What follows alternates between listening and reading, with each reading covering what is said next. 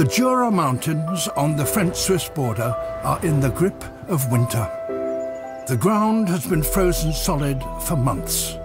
This is a tough place in which to live. I'm told that clearings like these could be the home of a real giant. At this time of the year, it'll be in hiding. But evidence of its existence, these strange mounds, is everywhere. Inside here, deep down and protected from the cold, the giant is asleep. Beneath the thatch of spruce needles lies a maze of tunnels and chambers, the home of hibernating wood ants. Individually, they are tiny, but they're members of a giant super colony. When temperatures rise, over 500 million of them will emerge and dominate this landscape. Scientists are only just working out how ants manage to survive up here. But in fact, there's a much greater and more profound mystery that has brought me up this mountain. Among ants, cooperation between colonies is very rare. Warfare is common. Yet these nests over a great area live at peace with one another. This may sound like an epic tale of war and peace, but does it also contain an echo of human nature? These ants, in some extraordinary way, have exchanged war for peace. It's now recognized as one of the largest of all insect super societies. And its very existence conflicts with some of the laws of evolution as we presently understand them.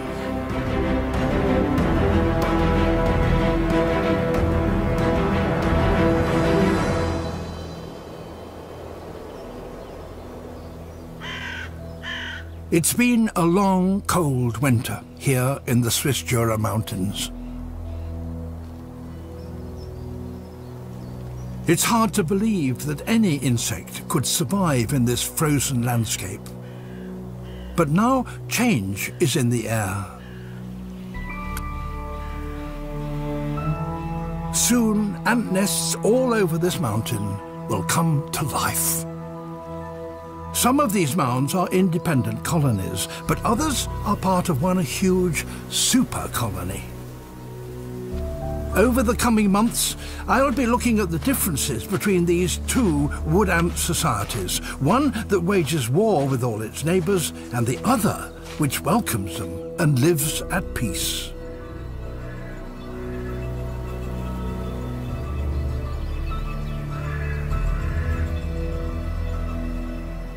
As the grip of winter eases, sentries emerge from the mounds to check on conditions.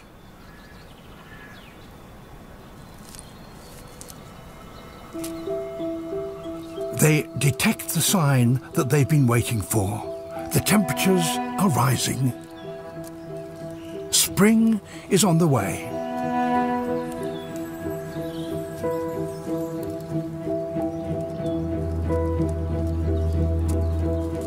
The ants survive the winter thanks to their own central heating system. Warmth given off by the slow decomposition of the dead vegetation in the nest's fabric, and that prevented them all from freezing. Now, by swarming all over the surface of the nest, they're recharging their batteries, absorbing heat directly from the sun's rays.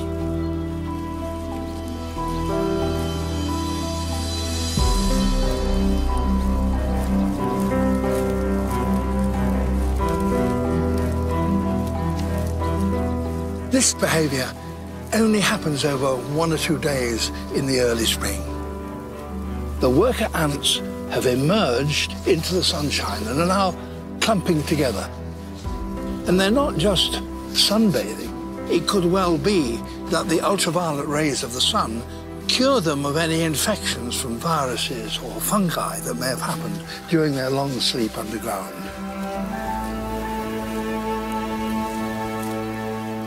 You can almost feel the enthusiasm with which these little creatures are enjoying their sunbathe.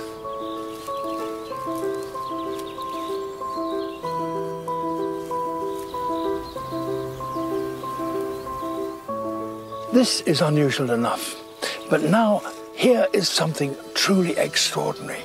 There is a queen. She's almost twice the size of her subjects.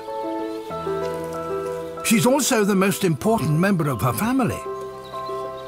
And what's more, there's another. To see a queen exposed and vulnerable outside the nest is very rare indeed. There's one.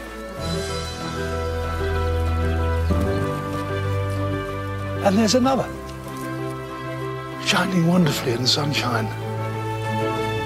A normal wood ant nest usually has just a single queen who lays all the eggs, but clearly this is not so here.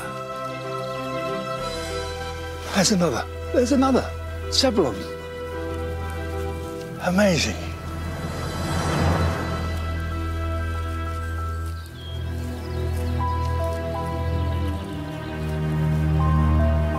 After a few moments in the sunshine, the only time they see daylight in the whole year, the queens disappear and make their way back to the brood chambers deep in the nest.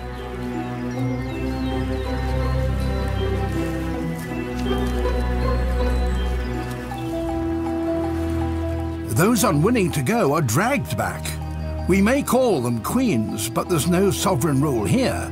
The workers govern by consensus, and they decide when and where the queens will go.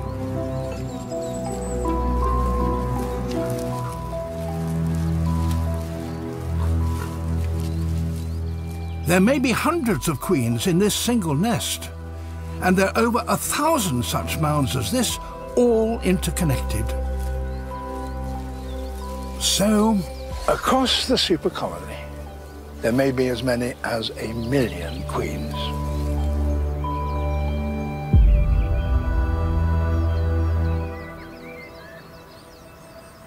It's now early April. The queens returned below to prepare for the egg-laying, started a race against the clock.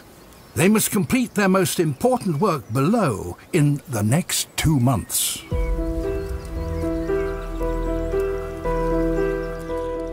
Using infrared light, which is invisible to the ants, we can watch them inside their nest without disturbing them.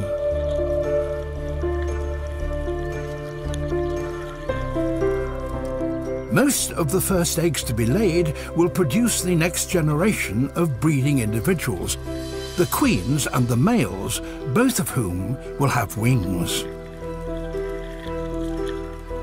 Inside the 1,000 nests of the super colony, over 500 million mostly unrelated worker ants cooperate to ensure that the queens and the males will be ready for their mating flights in mid-June.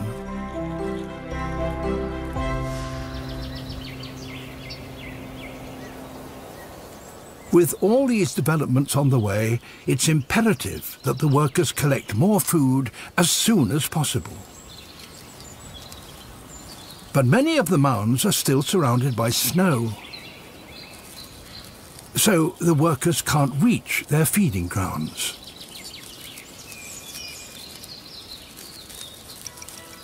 But there's something they can collect: heat.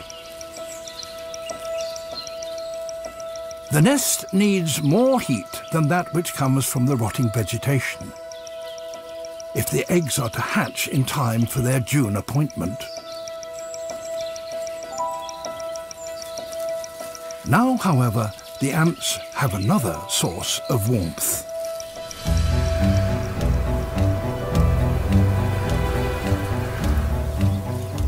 Using their bodies as solar panels, the ants harvest the sunlight. We have a heat-sensitive camera that detects differences in temperature. The nest appears black because it's hotter than the surrounding environment. It shows a similar difference in the ants. Those going down into the nest are black because they've been heated by the sun, whereas those coming out are white because they're cold, having transferred their body heat to their charges in the brood chambers below.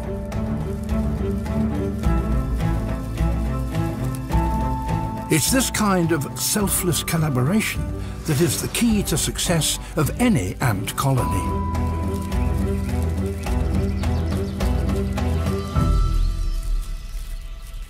In normal ant colonies, all the workers are related to one another and to the queen. And the theory is that that is why they all cooperate. But that is not the case here.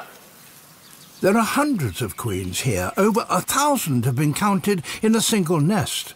So all the workers can't have the same parents, and genetics have confirmed that this is so.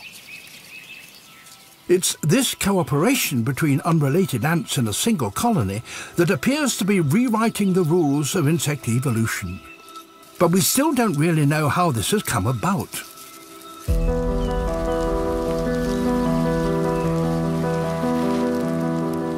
Spring is now well on the way. The snow has disappeared and colour comes to the meadows.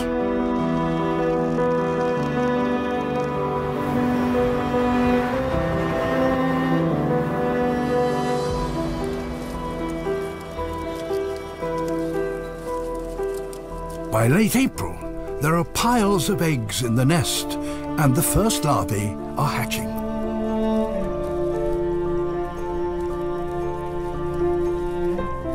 The workers labour unceasingly to ensure that the growing brood will be ready to emerge in 6 weeks' time, at the peak of the short Jura summer.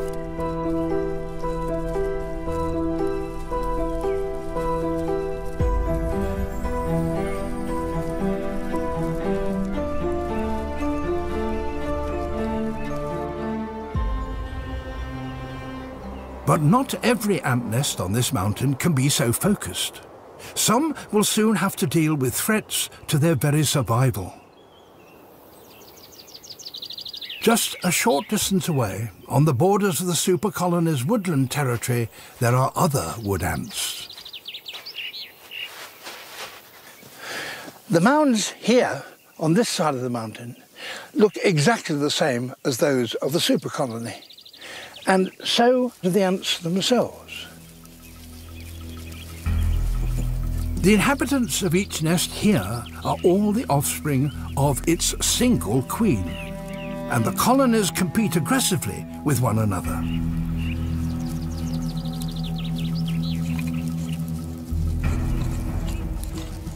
After the winter hibernation, the territories between that nest over there and this one here have become blurred, and the frontier has to be re-established. And in order to do that, workers from both nests are now scouring the ground. And that brings neighbouring ants into contact for the first time this season.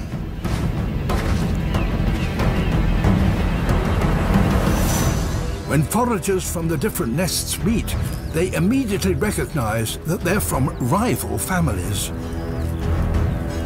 They then dash back to their nests, and within minutes, both colonies know that territory on their frontier is being disputed. Armies assemble.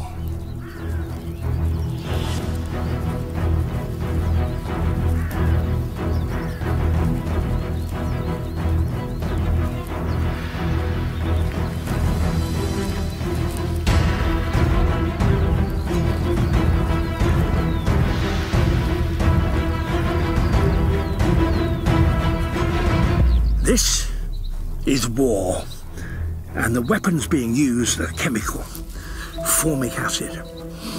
I can smell it in the air. They're squirting it from the ends of their abdomen.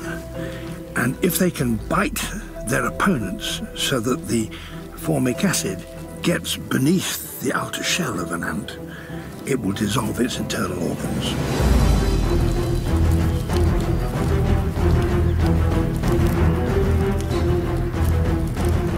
As they grapple, each tries to restrain its opponent by clamping its jaws around a leg or an antenna.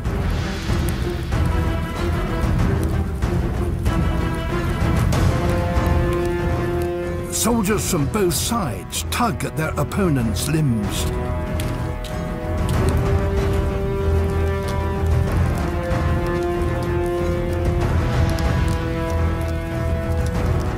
It can take 7 ants to subdue a single enemy.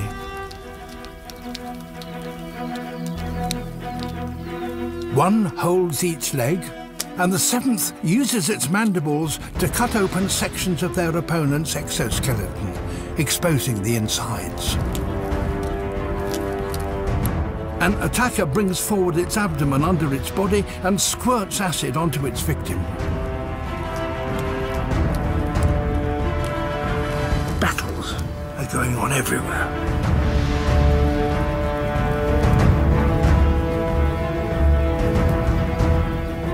Each colony carries its own chemical badge, invisible to our eyes but clear to the ants' sensitive antennae. Fighters touch each other to confirm whose side they're on.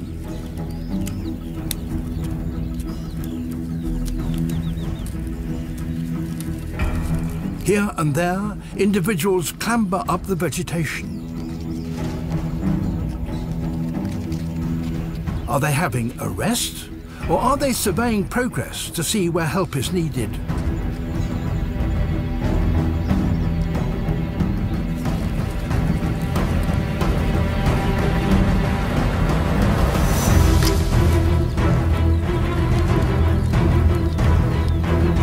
The smell of formic acid reaches the colony, and more ants from both sides run to join the battle.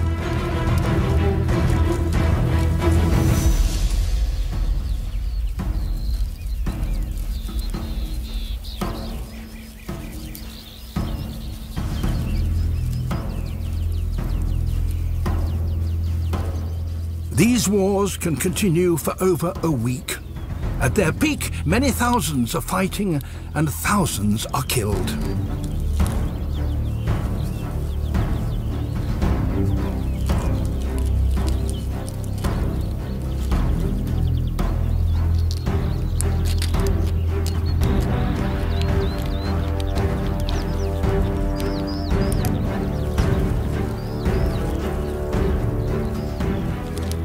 The victors will certainly have enlarged their territory. But some say they have also gained other rewards. They're taking off the bodies of their victims and carrying them back to the nest over there to feast upon them.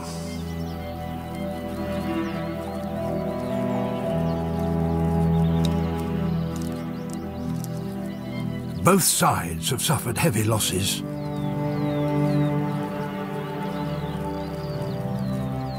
For the ants in the meadow, it has been a costly start to the year.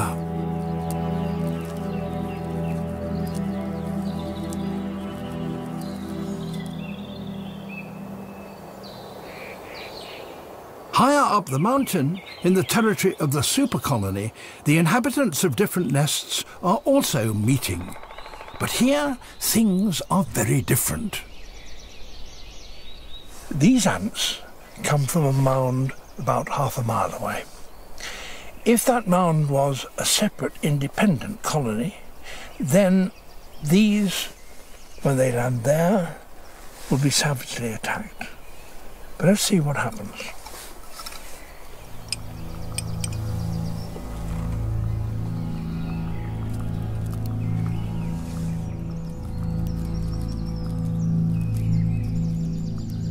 At first, the resident ant makes an aggressive gesture.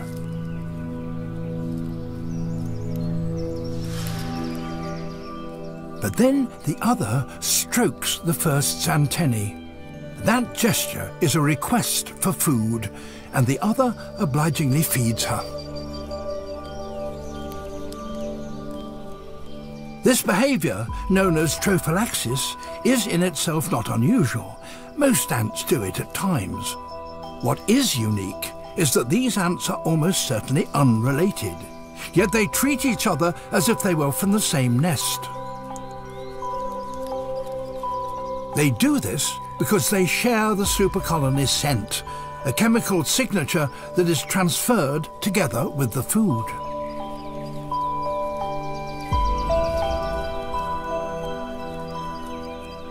In one experiment, scientists fed a distinctive chemical to a nest on one side of the supercolony, and 8 weeks later that same chemical appeared far away on the other side.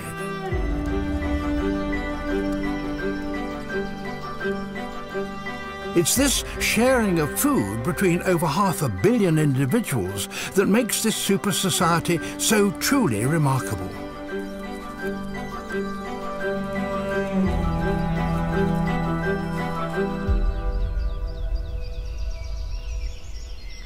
Because of this, supercolony ants can move freely between mounds, and they have, as a result, created over 100 kilometres of trails that link over 1,000 nests. These trails not only allow the ants to make new nests deep in the forest, they also give all the members of the supercolony access to resources of great value to them.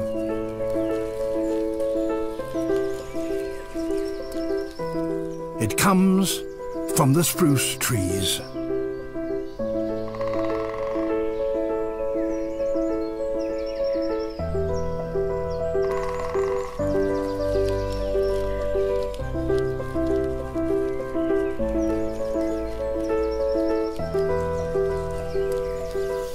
The ants don't feed directly on the spruce trees. They become farmers, and these are their flocks. Aphids. The presence of the ants keeps insect predators at bay, so the aphids can feed unmolested. They drink the tree's sap and excrete what they don't need as a sugary liquid called honeydew, and the ants love it.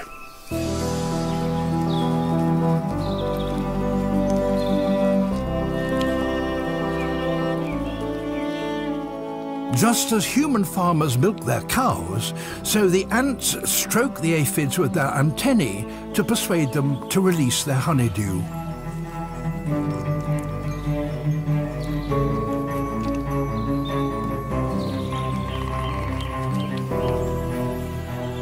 Once the aphids are milked and the ants have drunk as much honeydew as they can carry, they head down the tree, abdomens bulging, and return to the nest.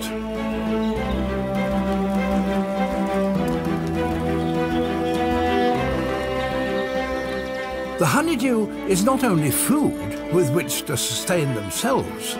Some use it to raise the heat of their bodies well above normal and so warm the atmosphere within the nest, a valuable ability in the fickle climate of the Jura. The spruce trees themselves also produce a substance that the ants can use directly. These ants have collected little flakes of resin. That's a sort of gum that oozes from the broken twig of a coniferous tree. The tree uses it to seal off an injury. But what are the ants using it for? Inside the nest, the extra warmth produced by honeydew helps the queens to keep laying and the larvae to keep growing.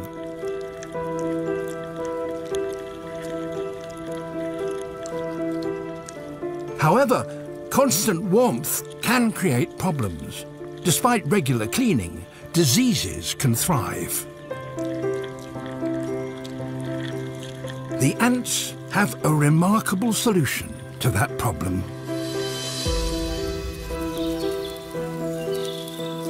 They cover the surface of the mounds with tiny nuggets of resin and also take it into the chambers below. One nest contained over 4 kilos of it. It is, in fact, ant medicine. The ants combine acid from their bodies with the resin and so produce a very effective antibiotic.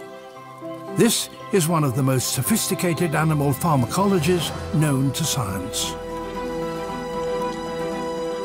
It's been shown that wood ants living in nests that contain resin are better able to survive diseases than those that don't, and their eggs are far less likely to be infected by fungi.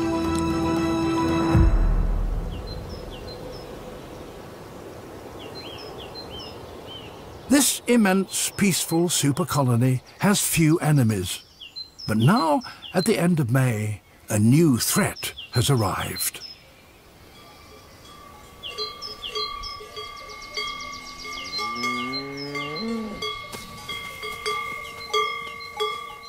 The Jura is famous for producing some of Europe's finest cheese.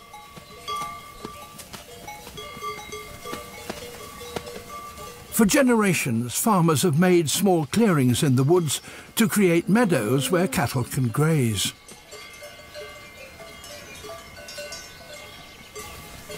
Only now is it warm enough for cows to be brought up to these high pastures.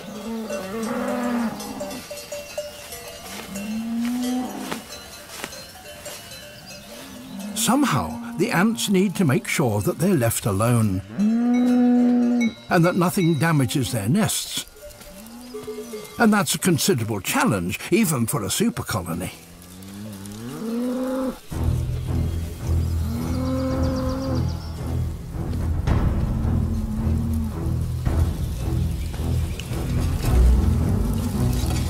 But these ants are very determined. When one squirts its acid, others follow suit.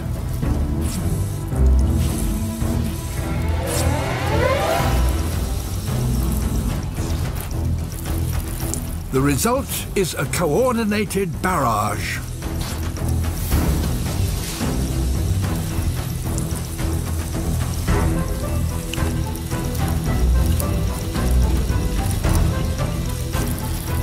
The cows are not harmed, but they do get a dose of acid in the nose, which they don't like, and they tend thereafter to avoid these mounds.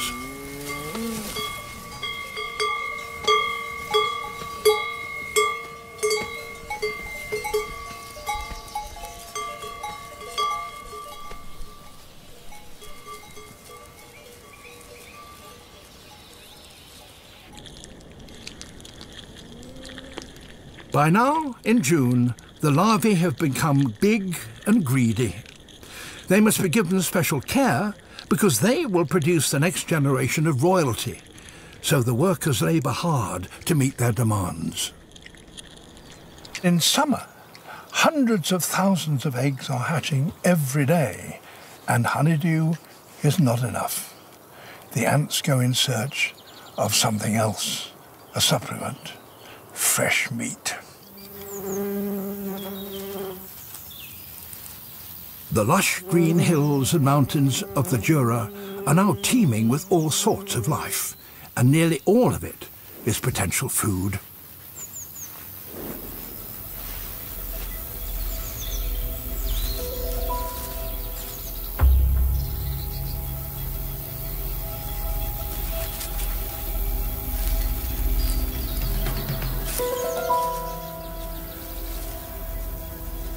The ants spread out from the nest, scouring every square inch of the ground in search of prey.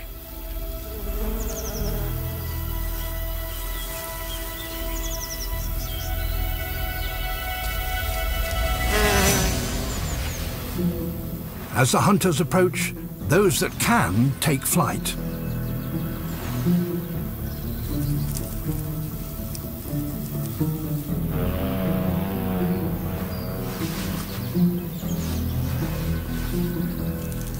The ant's vision is not very acute.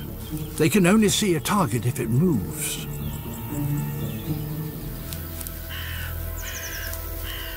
A wolf spider, however, can see the ants clearly. But as long as she doesn't move, they won't know that she's here.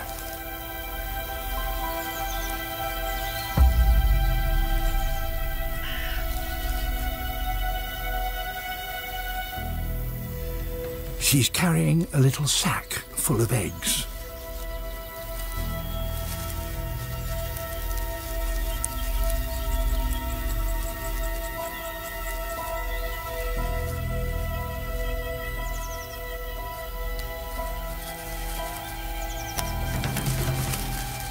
She decides to run for it, and her sudden movement alerts the hunters.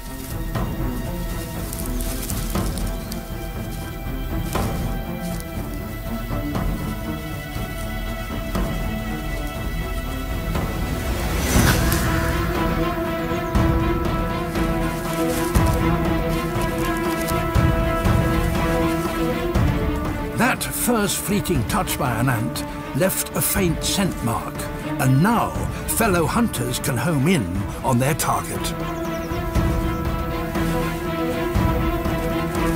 The spider has a venomous bite, but that is no use now. 8 powerful legs are her only hope. But her speed is the very thing that enables the ants to follow her.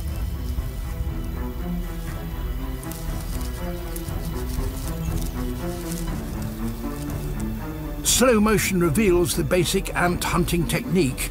Lunge with jaws open and hope for the best.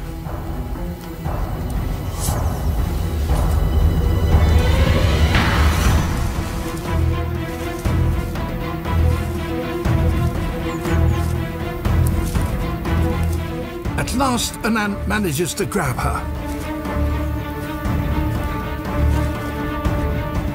Like a pride of lions taking down a buffalo, the ants surround her. 2 restrain their catch, while another delivers the flesh-dissolving acid.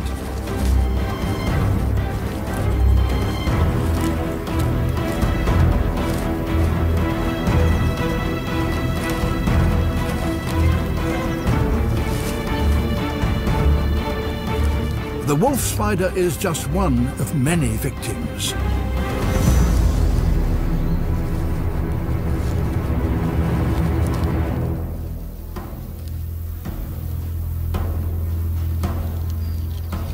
Alone, an ant can take only the smallest prey, but by working as a team, they can capture creatures many times their size.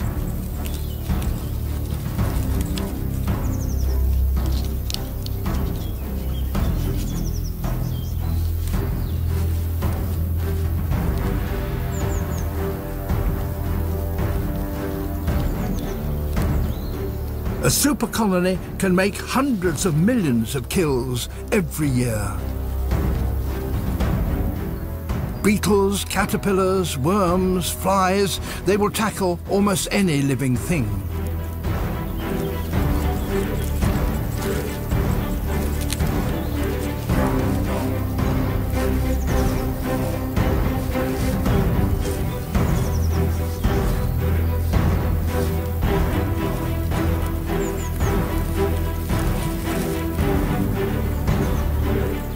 Whatever the prey, it's first cut up and eaten by the workers, who then regurgitate it to feed to the larvae.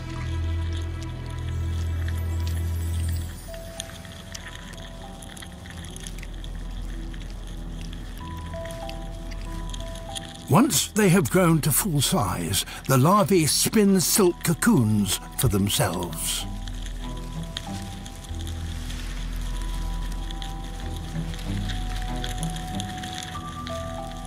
Inside each, a featureless larva is changing into an adult. Their time in the sun is approaching.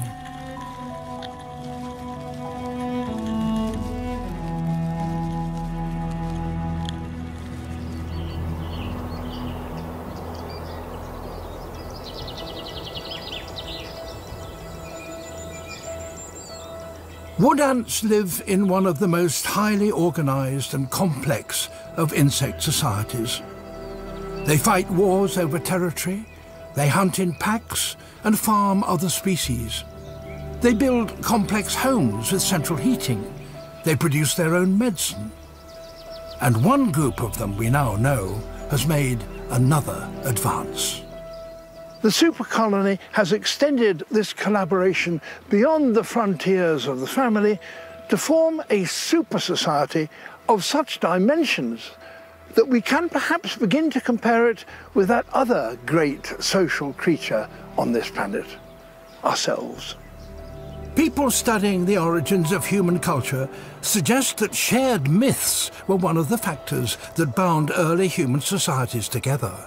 But what about ants? Well, in many species, it is certainly the case that all the individuals are very closely related to one another. But that is not so in the super colony. And in some days in June, such colonies continue to break the rules.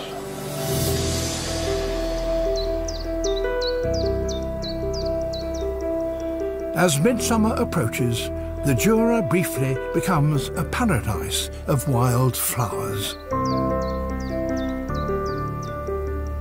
And something new appears inside each of the nests. Wings. The royal generation, male and female, has finally hatched, and both will be able to fly. Winged individuals are the only ones that are capable of breeding. The males are little more than animated insemination devices, and they will soon achieve their purpose and die. But the females, which are emerging just now, this is the beginning of a long life of servitude.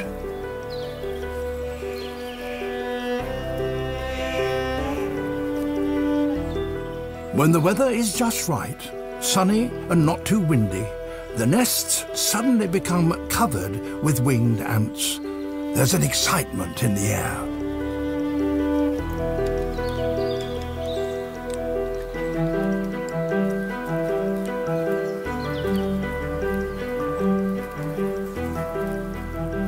The males, which have matte black bodies, are incapable of feeding themselves.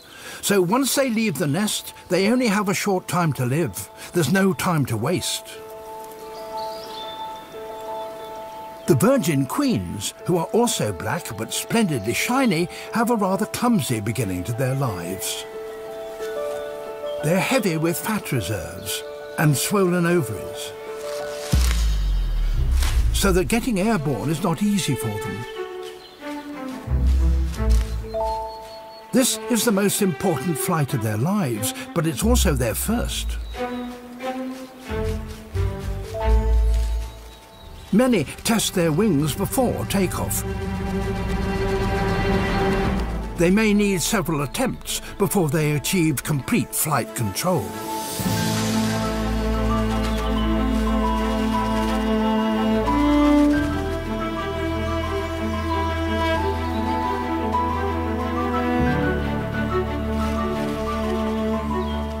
Over a few days, 500,000 winged ants of both sexes take to the air and head off for new territory.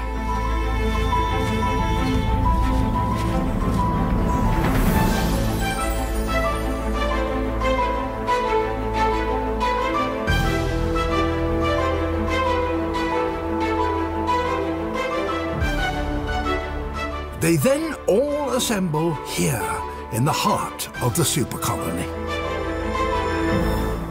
It's not clear how they find this meadow, but year after year, virgin males and females from across the super colony are drawn here for their nuptial flight.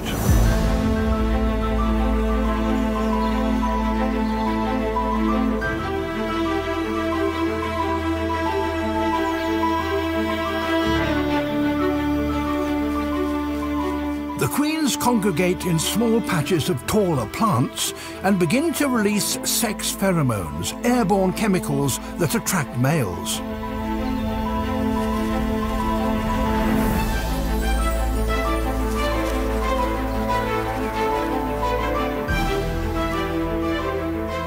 Detecting this scent on the wind, the males home in on the females.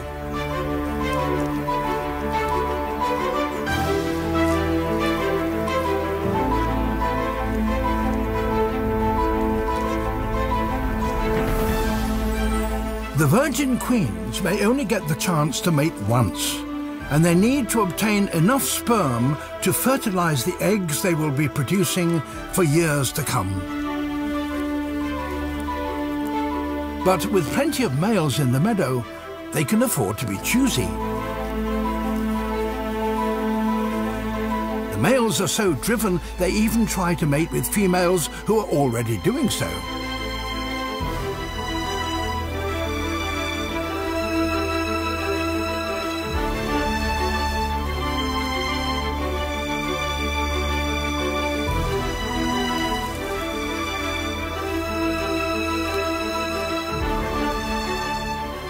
Those males fortunate enough to couple quickly make the most of their few remaining hours of life.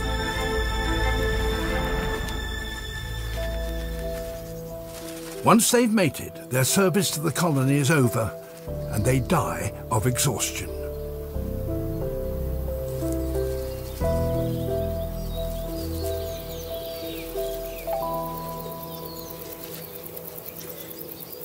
The queens now have no further use for their wings, and they try to get rid of them. But they are necessarily rather firmly fixed.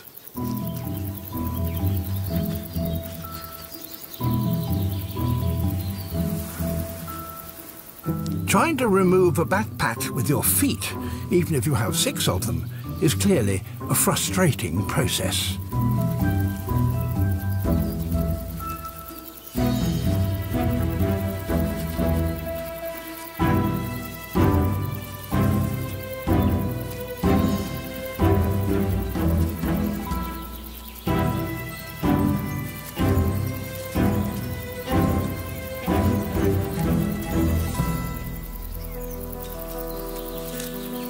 Eventually, the meadow is marked with little drifts of discarded wings.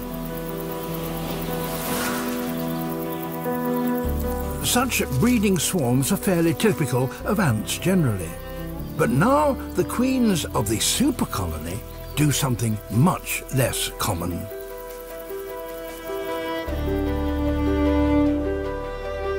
To understand why they behave so differently, we must first return to the spring battlefields of the ordinary wood ants outside the empire of the super colony.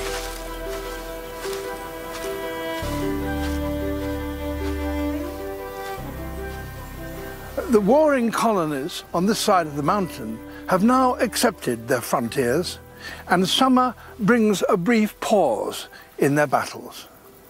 The mating system they use may seem at first sight to be the same as that of the super colony, but in fact it's fundamentally different. Every decision taken by a mated female is fraught with danger.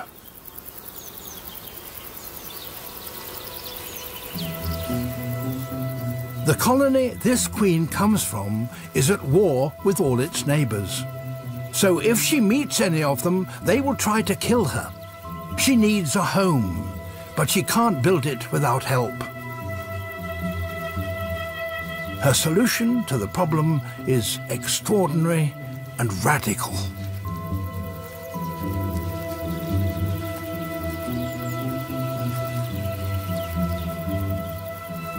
Under this rock, a different species, field ants, have built a nest.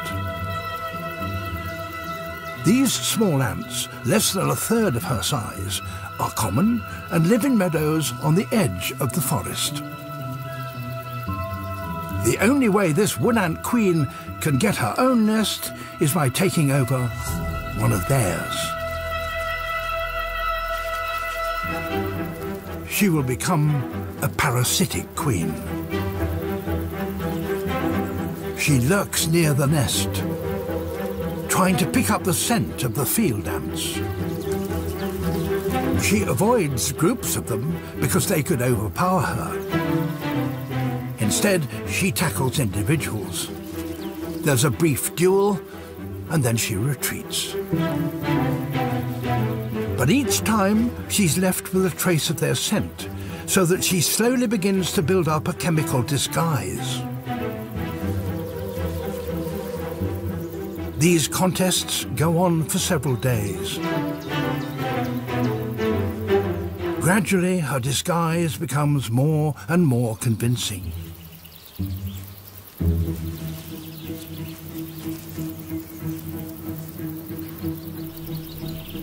The entrance to the field ant's nest is unguarded.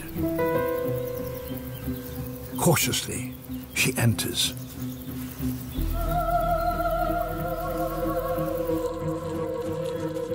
Inside, she is vastly outnumbered. Wood ant behavior inside a field ant nest has never been observed in detail before, let alone filmed. So what happens next must be interpreted with caution.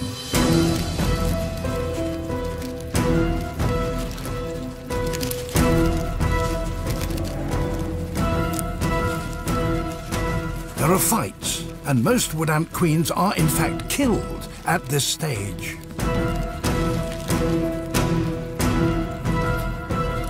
But after she has endured repeated attacks, some of the field ants become less aggressive towards her.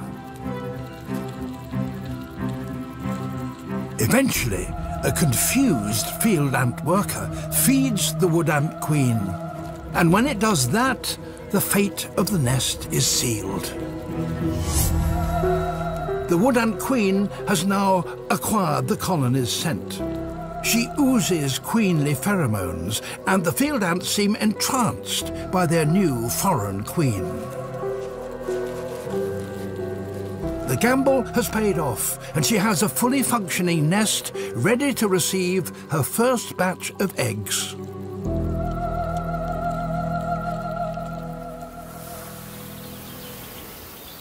Taking over a nest of field ants is the way typical wood ants start a new family. But how about the queens from a super colony with their multifamily communal nests? Have they found a more peaceful strategy? Each mated female has to set out on her own journey. If she's to become a true queen, she has to find a nest that will accept her. And that is where the tolerance of the members of the super colony is tested once again. Being already in the heart of a super colony, these newly mated queens don't have to walk far before encountering their own kind. But even for a super colony queen, walking straight up to a busy trail is risky. If the workers she meets are not in a welcoming mood, they will tear her to pieces.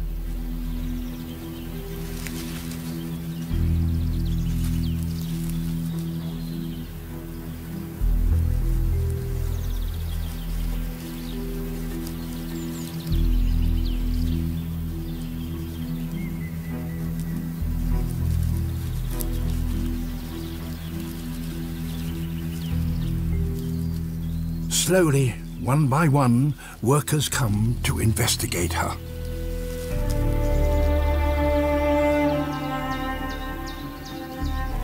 Some seem uncertain whether to attack or not, but others lick and clean her.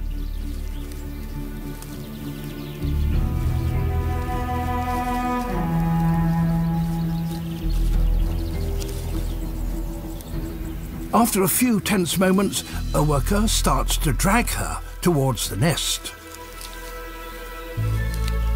This is a sign that she will be adopted.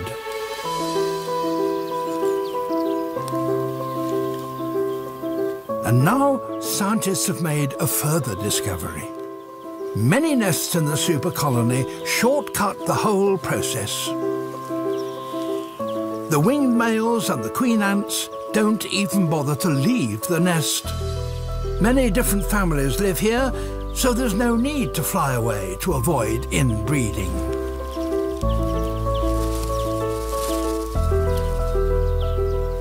The winged queens can simply mate with one of the males that hatched here. Perhaps this unusual behavior is the next stage in the evolution of the super colony.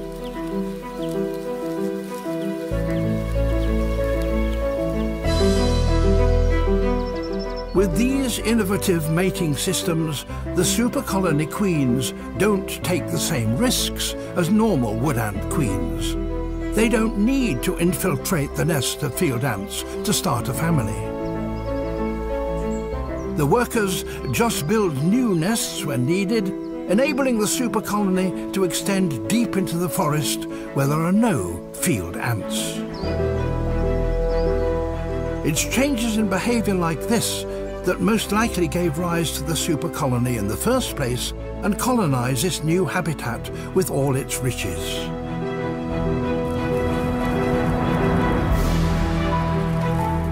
It's possible that this kind of cooperation between different nests is becoming more common among ants. New super colonies are still being discovered in different species across the world. Are we perhaps witnessing the next stage of the social conquest of the Earth? The super colony consists of literally thousands of different families, all working in cooperation. It's a development that mankind achieved a very long time ago and could be seen as one of the reasons why we have come to dominate so many parts of the planet. Could it be that peace is the winning strategy on this ant mountain too?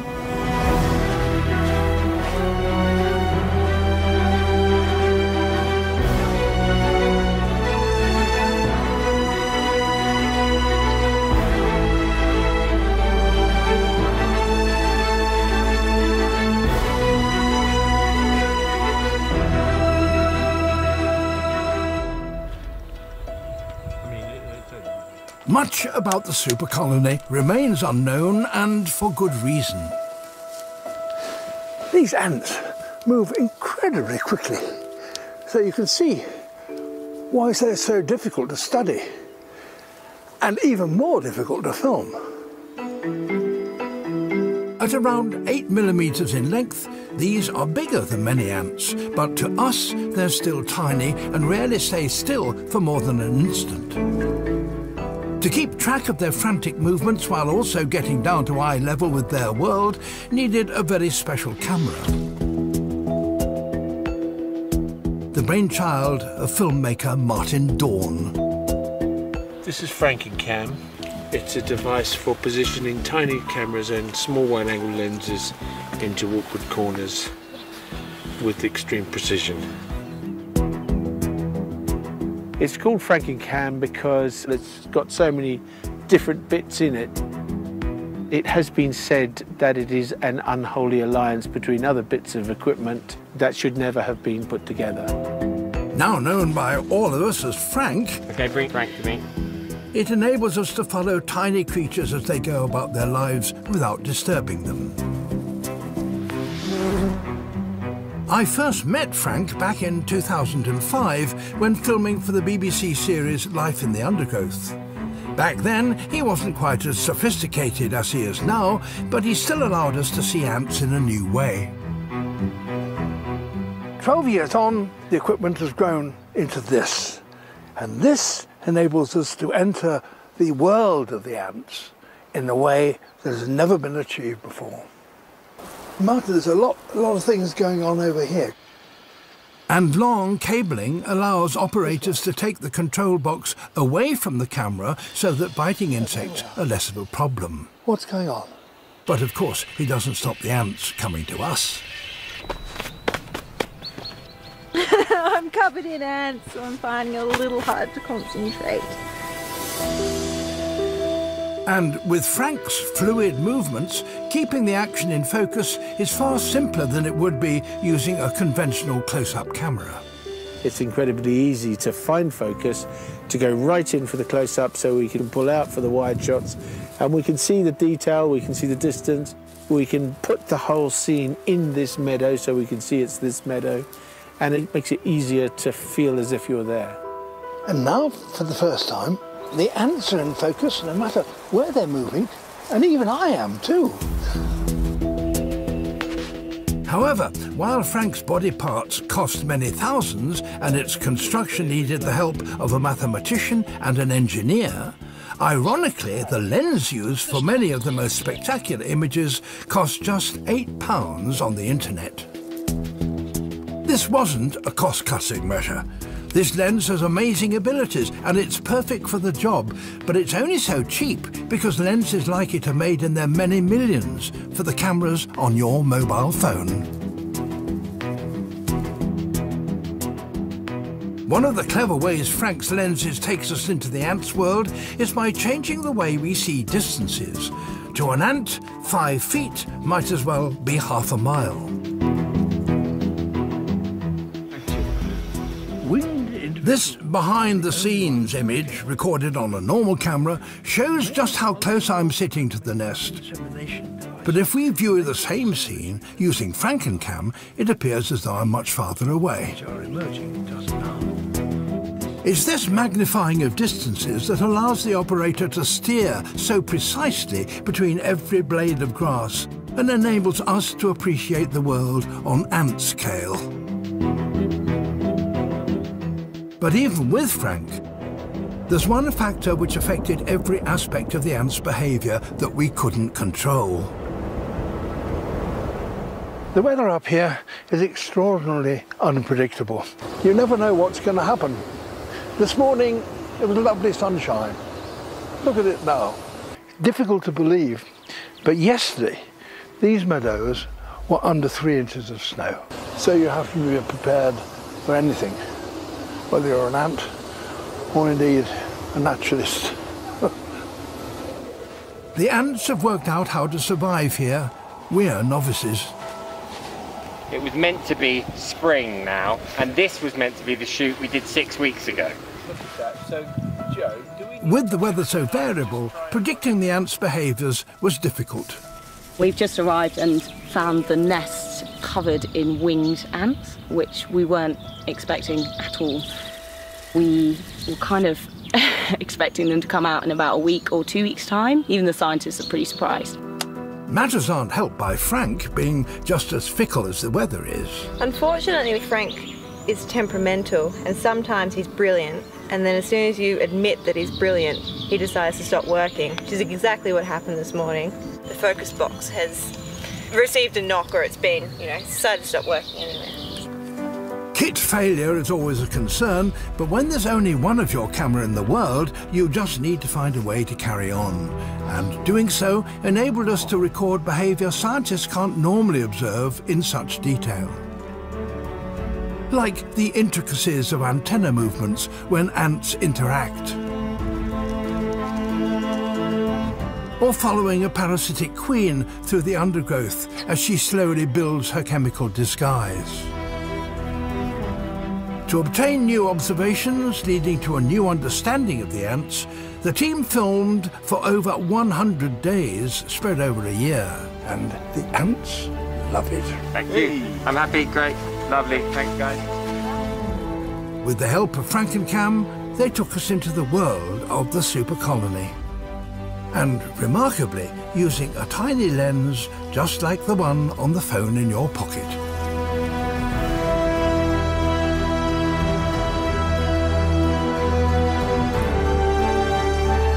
Searching out the true story of Jumbo, the first animal superstar, Attenborough and the Giant Elephant, available now on BBC iPlayer.